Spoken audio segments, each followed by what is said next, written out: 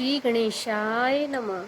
Hello friends, आप सभी का हमारे YouTube चैनल पे हार्दिक स्वागत है। आप सभी को गणेश चतुर्थी की हार्दिक शुभकामनाएं। भाद्रपद मास की शुक्ल पक्ष की चतुर्थी गणेश चतुर्थी के रूप में मनाई जाती है।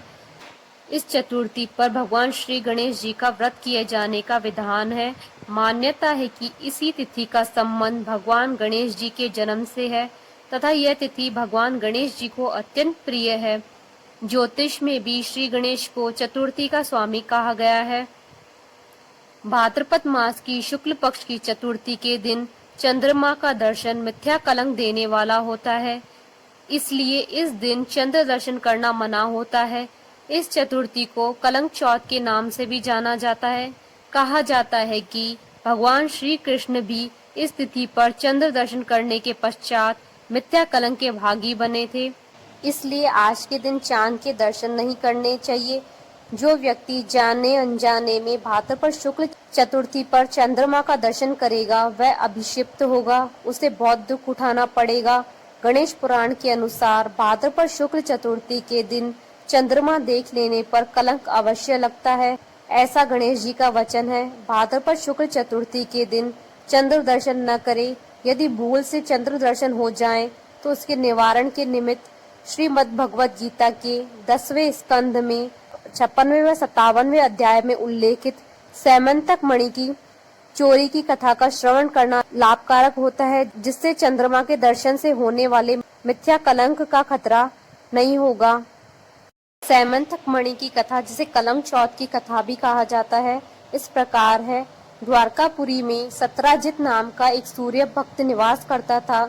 उसकी भक्ति से प्रसन्न होकर सूर्य देव ने उसे एक अमूल्य मणि प्रदान की। मणि के प्रभाव स्वरूप किसी भी प्रकार का भय नहीं रहता है और राज्य आपदाओं से मुक्त हो जाता है। एक बार भगवान श्री कृष्ण ने प्रसंगवश कहा, सत्राजित तुम अपनी मणि राजा उग्रसेन को दे दो, इससे यह बहुमूल्य वस्तु सुरक्षित हो जाएगी और तुम्हें यश भी मिलेगा। परंतु सत्राजित अहंकारी तथा धन लोलुप था, उसने भगवान श्री कृष्ण का प्रस्ताव ठुकरा दिया। एक दिन सत्राजित का भाई प्रसेनजित उस मणि को अपने गले में धारण कर शिकार खेलने के लिए वन में गया। वहां एक सिंह ने प्रसेनजित को मार डाला और मणि को छीन लिया। उसके बाद रक्षराज जामवन ने सिंह को मारकर वह मणि अपनी गुफा में ले जाकर बच्चों को खेलने के लिए दे दी। अपने भाई प्रसेनजित के न लौटने पर सत्राजित को बड़ा दुख हुआ। वह कहने लगा, बहुत संभव है कि श्री कृष्ण ने ही मणि के लोभ में मेरे भाई को मार डाला है, क्योंकि वह मणि पहनकर वन में शिकार खेलने गया था।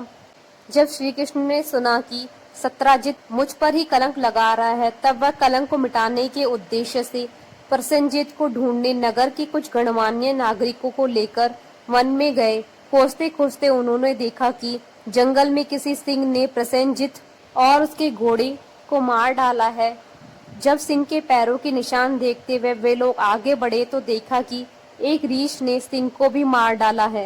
रीछ के पद चिन्हों के निशान देखते हुए सब गुफा में पहुंचे। भगवान श्री कृष्ण ने सब लोगों को बाहर ही बिठा दिया और अकेले ही घोर अंधकार से भरी हुई रक्षराज जामवन की भयंकर गुफा में प्रवेश किया।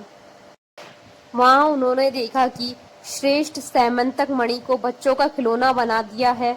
भगवान श्री कृष्ण जैसे ही मणि लेने के लिए आगे बढ़े, अचानक क्रोधित होकर जामवन सामने आ गए।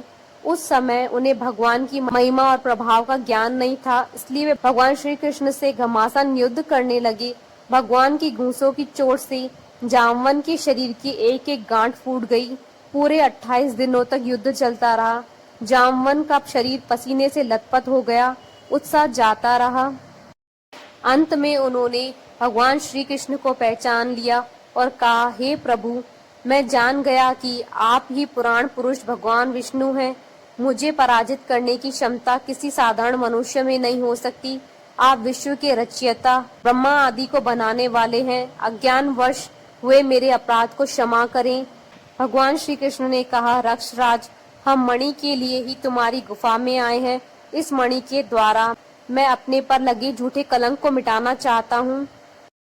भगवान के ऐसा कहने पर जामवन ने बड़े आनंद से उनकी पूजा की तथा अपनी कन्या कुमारी जामवती को मणि के साथ उनके चरणों में समर्पित कर दिया।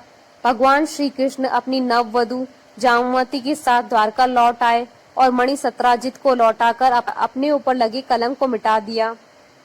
आई होप आपको सैमंतक मणि की कथा का ये वीडियो पसंद आया होगा।